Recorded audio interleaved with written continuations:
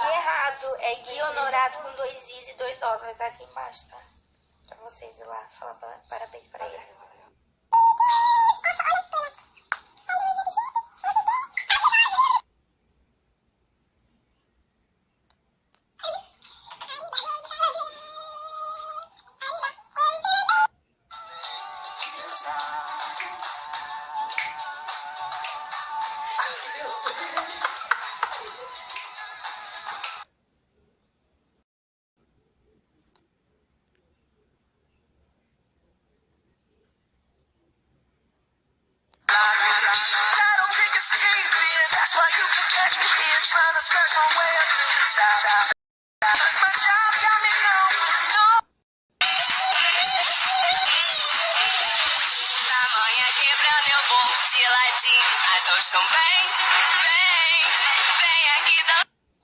Compartilhando loucuras com Júlia C. Forte. Bom dia, galera! Uma salva de palmas!